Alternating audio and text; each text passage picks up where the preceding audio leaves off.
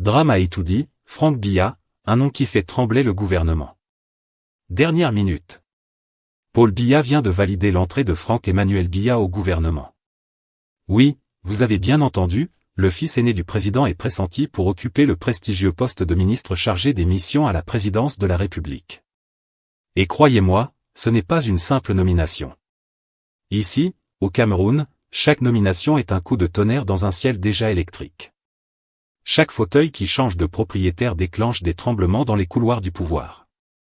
Et quand ce fauteuil pourrait revenir à un Biya, alors là, mes chers téléspectateurs, attendez-vous au feu d'artifice. Comme on dit chez nous. Quand le lion bouge, même les hyènes se mettent à prier. Un gouvernement en ébullition. Depuis l'annonce du remaniement imminent, tout le sérail est en panique. Les bureaux qui étaient calmes ressemblent maintenant à des chambres d'angoisse, et certains ministres se terrent chez eux, comme si le plafond pouvait leur tomber dessus à tout instant. Imaginez, un téléphone qui sonne, un communiqué officiel, ou pire, une rumeur sur Franck Biya, et tout le monde retient son souffle. Ici, l'entrée d'un seul homme peut redistribuer toutes les cartes, bouleverser les plans, et changer le cours d'une carrière ministérielle. Même les plus proches collaborateurs tremblent. Même les fidèles anciens hésitent. Et les rumeurs, circulent plus vite que les embouteillages de Yaoundé un lundi matin. Un reportage qui dévoile l'invisible. Ne partez surtout pas, car ce que vous allez entendre va vous plonger dans un monde de secrets bien gardés, de calculs invisibles et de stratégies silencieuses. Chaque mouvement, chaque regard, chaque nom qui circule, compte. Ce n'est pas juste un simple remaniement, c'est une révélation qui pourrait bien redéfinir tout ce que vous pensiez savoir sur le gouvernement camerounais. Ici, sur Camé News, on ne vous sert pas l'actualité ennuyeuse et tiède. Non. On vous la sert bien épicée, pleine de rebondissements et sans filtre, à la sauce camerounaise même. Alors restez bien avec nous, ce que vous allez entendre n'a rien de banal. Appel à l'action. Avant de plonger dans ce labyrinthe de pouvoir et de secrets. Aimez cette vidéo? Abonnez-vous à la chaîne. Et activez la cloche pour ne rien rater de nos investigations. Parce qu'ici, sur Camé News, on ne raconte pas les histoires. On vous les montre, on les analyse et on vous les sert crues, comme elles le sont vraiment. Partie 1. Le remaniement qui met le feu au sérail, peur, rumeur et trépidation à Etoudi. Au Cameroun, annoncer un remaniement ministériel, ce n'est pas comme annoncer les vacances à l'école. Non. C'est plutôt comme lancer un feu d'artifice dans un grenier plein de poudre noire, chaque étincelle fait trembler tout le monde, et certains se brûlent les doigts. Depuis le 31 décembre 2025, date du discours de vœux de Paul Biya, tout le sérail est en ébullition. Les bureaux autrefois calmes sont devenus des chambres d'angoisse. Les couloirs du palais d'Etoudi ressemblent à un marché en pleine tempête. Les téléphones des ministres sonnent sans arrêt, mais personne n'ose décrocher pour ne pas recevoir une mauvaise nouvelle. Comme dit le proverbe camerounais. Quand le serpent se faufile dans la case, même le chien du voisin devient vigilant. La peur, nouvelle politique officielle. Au cœur de cette agitation, un fait saute aux yeux. La peur est devenue le moteur du gouvernement. Certains ministres vivent dans une angoisse permanente. Ils restent chez eux, terrés comme des lièvres devant le chasseur, à scruter chaque communiqué comme si c'était un décret de déportation. Et pourquoi cette peur? Parce qu'au Cameroun, sortir du gouvernement, c'est rarement naturel. C'est rarement banal. C'est un événement dramatique, une humiliation publique qui marque toute une carrière. Comme l'a si bien dit le chroniqueur Télésphore Mbabizo. Chacun rentre pleurer chez lui. Et croyez-moi, ce n'est pas une image poétique, c'est un tableau réaliste de l'état d'esprit dans les ministères. Les rumeurs qui déplacent des montagnes. Dans ce climat, les rumeurs circulent plus vite que la fibre optique. Une phrase entendue dans un bureau devient breaking news sur WhatsApp. Un nom murmuré dans un couloir devient candidature officielle dans les salons. Les noms apparaissent et disparaissent au gré des confidences, parfois contradictoires, parfois inventées, toujours inquiétantes. Et dans ce grand théâtre des murmures, un nom commence à faire parler de lui, Franck-Emmanuel Biya, fils aîné du président. Selon certaines confidences, il serait pressenti pour le prestigieux poste de ministre chargé des missions à la présidence. Une nomination qui mélange fascination et inquiétude. Fascination, parce que l'homme d'affaires a prouvé qu'il savait gérer des entreprises avec brio. Inquiétude, parce que, au Cameroun, la famille proche du chef de l'État dans le gouvernement fait toujours parler et diviser. Entrer dans le monde des calculs et des stratégies. Dès que cette rumeur a circulé, les ministres ont commencé à calculer à vue. Qui sera maintenu? Qui sera déplacé? Qui sera écarté? Chaque portefeuille stratégique devient un enjeu vital. Chaque ministère a sa valeur, et chaque départ ou nomination est une pièce dans le grand échiquier du pouvoir. Certains ministres se replient, observant et attendant. D'autres multiplient les apparitions publiques pour montrer qu'ils restent indispensables. Le message est clair, ici, on ne joue pas seulement pour soi, on joue pour sa survie politique. Le gouvernement, un système en suspens. Pendant ce temps, le pays fonctionne au ralenti. Les dossiers attendent. Les projets stagnent. Les citoyens regardent, impuissants, la scène politique se jouer comme une telenovela interminable, où chacun redoute le prochain épisode. Certains ministres se demandent même si rester au gouvernement est vraiment un privilège, ou juste un siège piégé, où la moindre erreur peut être fatale. Le système est bloqué entre la peur de partir et la peur de rester. Comme dit un autre proverbe camerounais. Quand le bateau tangue, même le poisson veut sortir de l'eau. Franck Biya, un nom qui change la donne. Et au milieu de tout cela, Franck-Emmanuel Biya. Son éventuelle nomination fait courir des spéculations dans tout le sérail. Certains la voient comme un renouvellement stratégique. D'autres comme un signal clair que le pouvoir se renforce au centre. Et pour d'autres encore, c'est un avertissement silencieux pour tous ceux qui hésitent à se repositionner. Car au Cameroun, une nomination n'est jamais qu'un acte administratif. C'est un message politique, social, économique, un signal que rien n'est acquis, même pour les plus proches du pouvoir. Transition vers la partie 2. Ainsi se met en place le décor de cette agitation politique. Les ministres observent, calculent et redoutent. Les rumeurs circulent, le pays attend. Et le silence présidentiel transforme chaque mouvement en suspense insoutenable. Dans la partie 2, nous allons plonger plus profondément dans ce phénomène. Le rôle des rumeurs, du silence et de la spéculation. Et comment ils influencent le comportement des ministres et paralysent l'action gouvernementale. Partie 2. Le grand jeu des rumeurs, quand le gouvernement gouverne. Par le silence. Comme on dit chez nous. Quand le chef se tait trop, le quartier commence à inventer. Depuis l'annonce du remaniement par Paul Biya, le Cameroun ne vit plus au rythme des faits. Mais au rythme des murmures. Les rumeurs ont pris le pouvoir. Et le silence officiel est devenu leur carburant. Le silence comme stratégie. Ou comme désarroi. Aucun communiqué. Aucune précision. Aucune date. Le chef de l'État annonce un remaniement, puis disparaît dans le silence institutionnel. Et dans ce vide, chacun projette ses peurs, ses ambitions, ses calculs. Le silence, ici, ne calme pas. Il affole. Au Cameroun, quand Étoudi se tait. Les salons s'enflamment. Les téléphones chauffent. Et les réseaux sociaux deviennent des ministères parallèles. WhatsApp, ce nouveau conseil des ministres. Aujourd'hui, le Cameroun politique se gouverne sur WhatsApp. Chaque matin, une nouvelle liste. Chaque après-midi, un démenti officieux. Chaque soir, une version corrigée. Un ministre est nommé à 8 heures.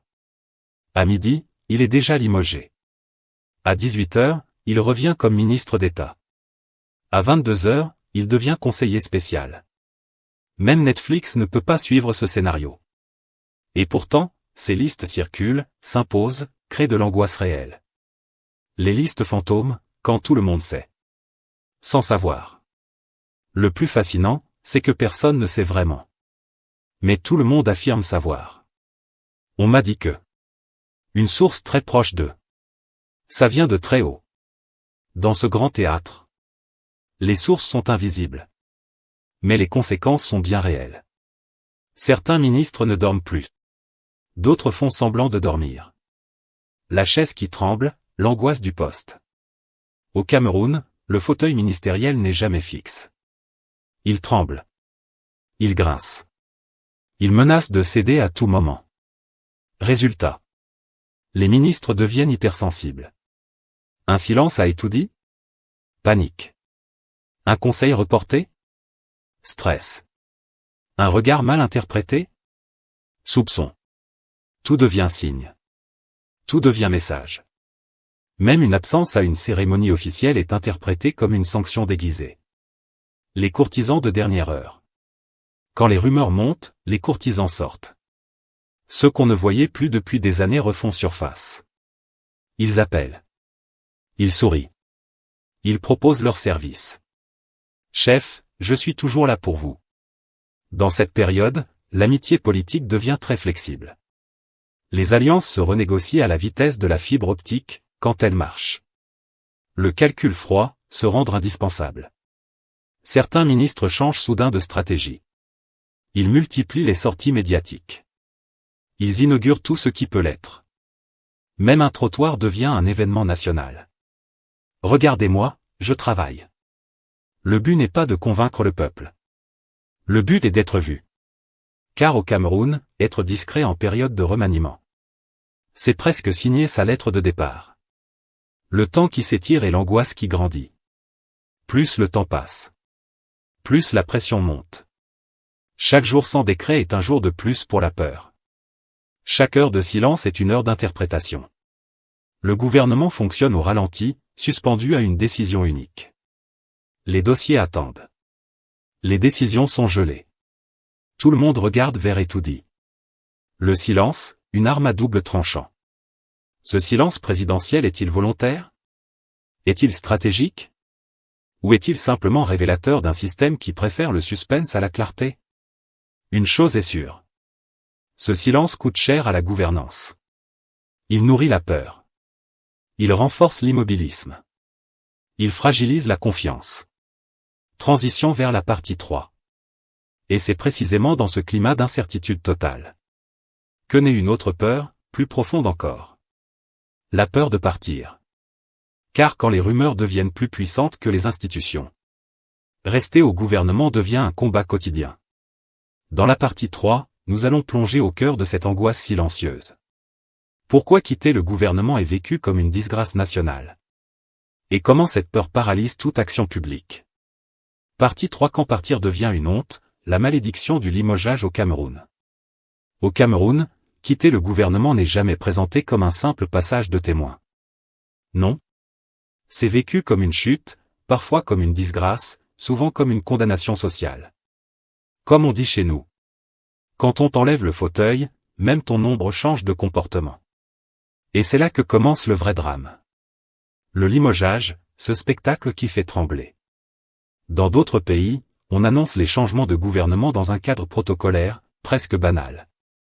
Au Cameroun, le remaniement ressemble parfois à un spectacle sans répétition, où certains découvrent leur sort en direct à la télévision. Imaginez la scène. Un ministre est à une cérémonie, micro à la main, sourire officiel. Pendant ce temps, à Yaoundé, le décret tombe. Son nom n'y est plus. Résultat? Un silence lourd. Des regards fuyants. Un malaise national. L'humiliation est publique. La chute est immédiate. Et ce souvenir collectif hante encore les couloirs du pouvoir. Pourquoi partir fait si mal?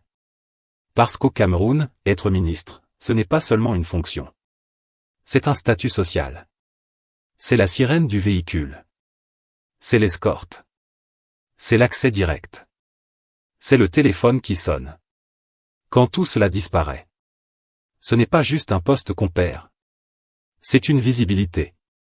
C'est une reconnaissance. C'est parfois une protection symbolique.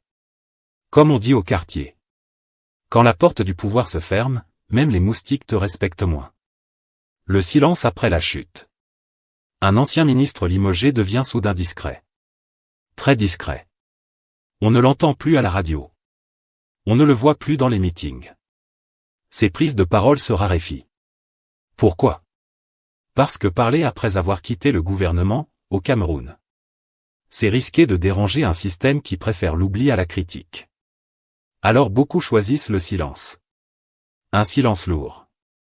Un silence calculé. Un silence qui ressemble à une retraite forcée.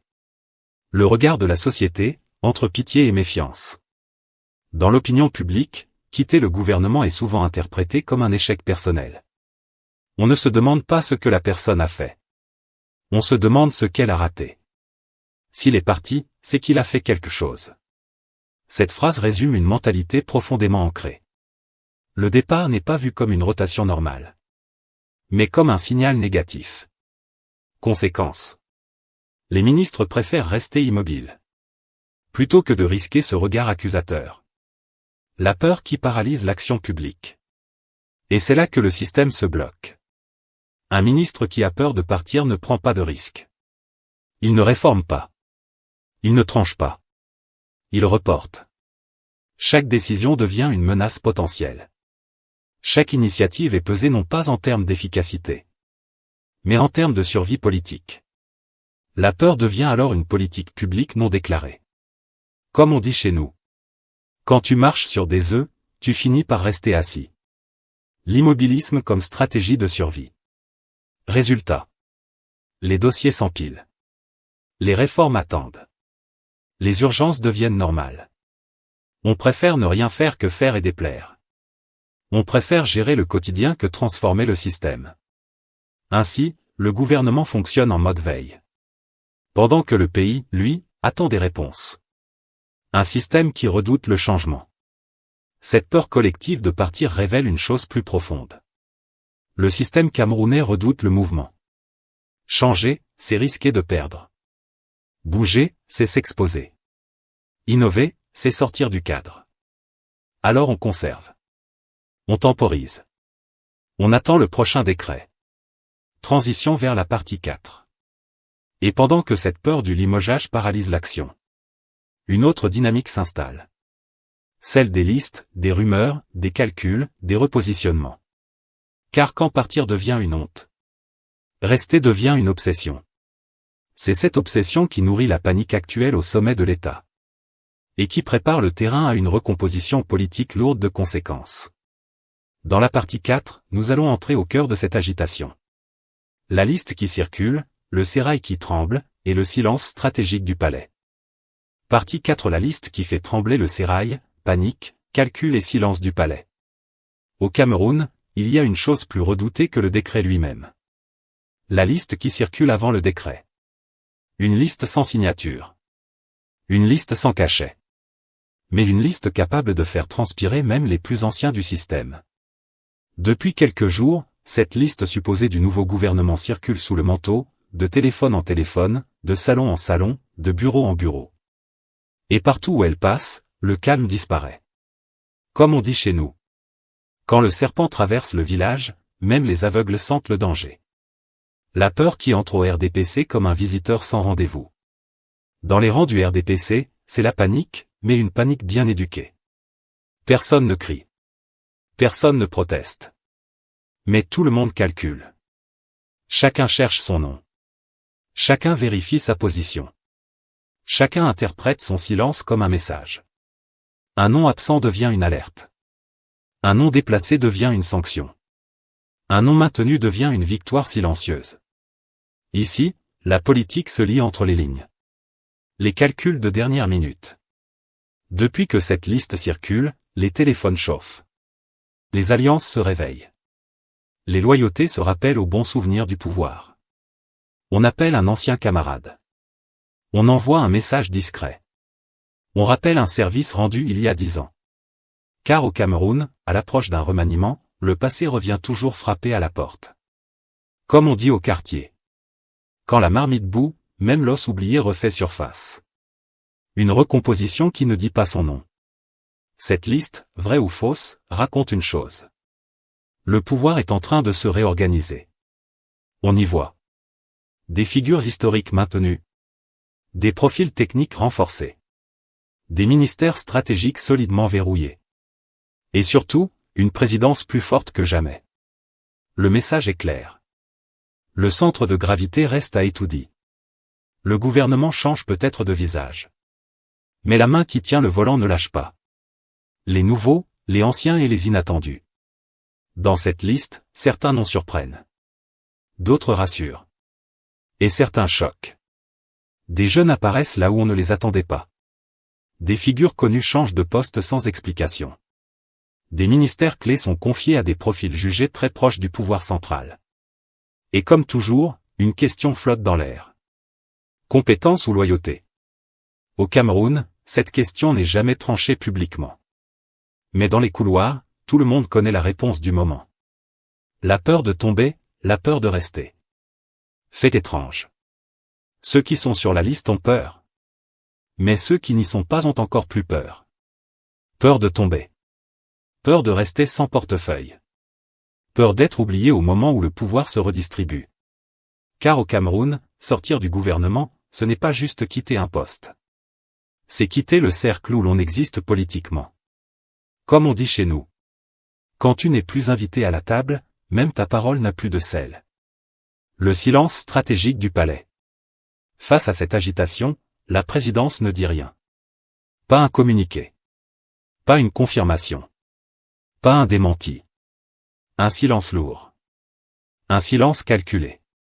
Un silence qui laisse les rumeurs faire le travail. Car au Cameroun, le silence du palais est souvent une arme politique. Il observe. Il teste. Il mesure les réactions. Un pays suspendu à un décret. Pendant ce temps, le Cameroun attend. Les administrations tournent au ralenti. Les décisions majeures sont reportées. Les citoyens regardent passer les jours. Tout le monde sait que rien ne commencera vraiment tant que le décret n'est pas tombé. Comme on dit chez nous. Tant que le chef n'a pas parlé, même la vérité se tait. Un remaniement qui dépasse les noms. Au fond, ce remaniement dépasse la simple question des personnes. Il pose une question de direction. Vers où va le Cameroun? Quel type de gouvernance se prépare? Quel message est envoyé à la jeunesse, aux élites, aux partenaires? La possible entrée de Franck-Emmanuel Biya dans le dispositif présidentiel. La restructuration annoncée. Le recentrage du pouvoir. Tout cela compose un tableau politique lourd de sens. Transition vers la conclusion.